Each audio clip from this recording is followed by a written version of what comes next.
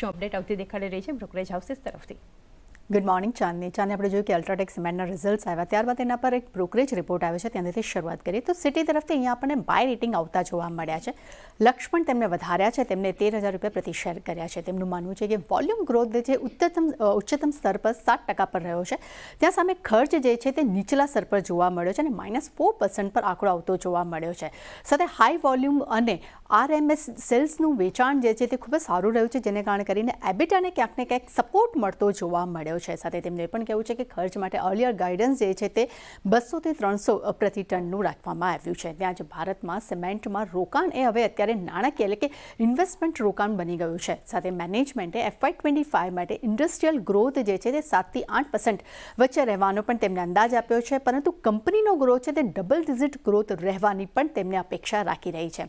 ત્યારબાદ BPCL પર નજર કરીએ. અહીંયા પણ જેફરીઝ તરફથી આપણને બાય રેટિંગ આવતા જોવા મળે છે. લક્ષ્યાંક તેમને 385 રૂપિયા પ્રતિ શેર કર્યા છે. તેમનું માનવું છે કે Q4માં એબિટા જે છે તે ઇનલાઇન રહ્યા છે. સાથે રિફાઇનિંગ માર્જિન જે છે તેની પણ કેપેસિટી વધતા એક રેન્જ બાઉન્ડ્સમાં રહી શકે છે આ કંપની.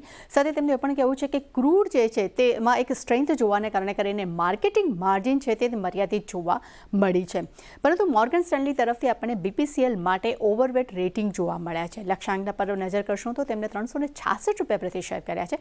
તેમનું માનવું છે કે 5 વર્ષના લાંબા ગાળા બાદ કંપનીનું રિફાઇનિંગ અને કેમિકલ્સમાં વેચાણ જે છે તેમાં રોકાણ હવે શરૂ થતું જોવા મળ્યું છે અને સાથે Q1માં માર્જિન જે તે 9.4 પ્રતિ બેરલ ડોલર અંદાજ તેઓ રાખી રહ્યા છે. તે જે અનુમાન કરતાં ખૂબ જ સારું પણ આવતું જોવા મળ્યું છે, પરંતુ કંપનીનું જે ચોખ્ખું દેવું જે છે તે મલ્ટી યરના નીચલા સ્તર પર પહોંચી ગયું છે. ત્યારબાદ પોલીકેબના પરિણામ બાદ કોટક તરફથી આપણને સેલ રેટિંગ આવતા જોવા મળ્યા છે.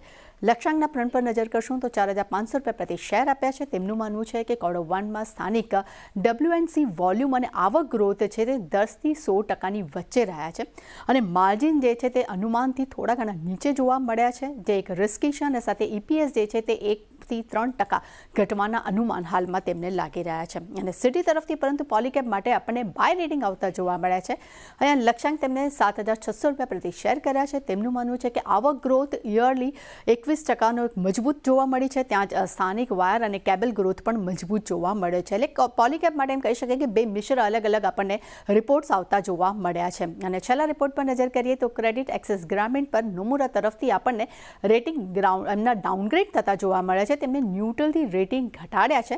સામે લક્ષ્યાંક પણ તેમને ઘટાડ્યા છે. તેમને 1300 રૂપિયા પ્રતિ શેર કર્યા છે. તેમનું માનવું છે કે ગ્રોથ અને અસેટ્સ ક્વોલિટી બંનેમાં જ ઘટાડો આવ્યો છે અને ખાસ કરીને ત્રીજું ક્વાર્ટર છે જેમાં અસેટ્સ ક્વોલિટીની ગુણવત્તા જે છે તેમાં એક ગડબડી જોવા મળી છે, એક નરમાશ તેમાં જોવા મળી છે. આ કારણથી અહીંયા આપણને રેટિંગ ડાઉનગ્રેડ થતા જોવા મળ્યા છે.